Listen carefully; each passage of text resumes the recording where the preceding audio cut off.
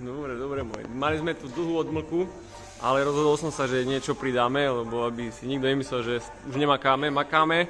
Máme tu Pablovú S5 a robíme na ňu takýto perfektný klapkový systém. Všetko, čo vidíš, je naša výroba. Všetko je naša výroba, zvára sa to TIGom. Máme tu koncovky od RMK, ktoré tam sadnú akože neskutočným spôsobom. Čo si o tom myslíš? Tlmič, hej. 2 vstupy, 2 výstupy, klapka.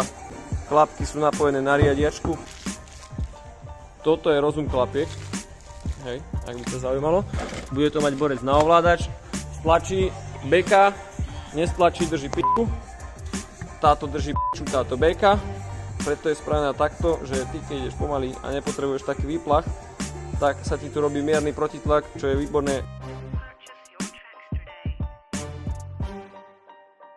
Motora, samozrejme, keď tomu vstúpi plnú palbu, má to plný výplach, ale so zvukom.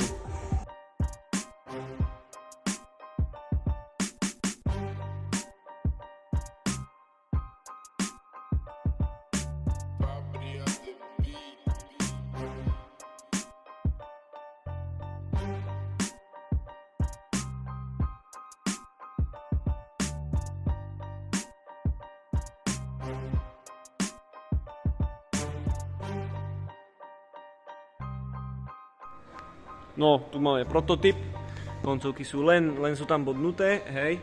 Finďo, prihoď to hore, jak to vypatrá.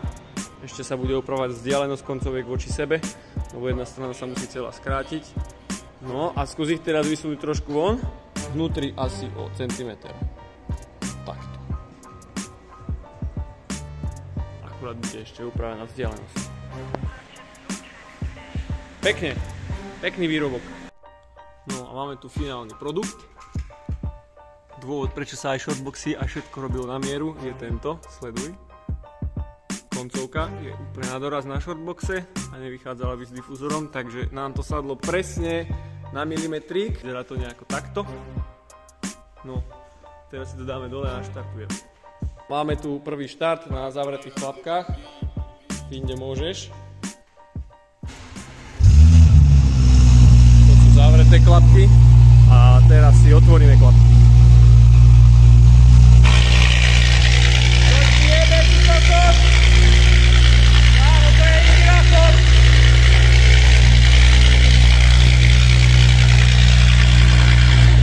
No a takto nejako vyzerá kvalita tých shortboxov.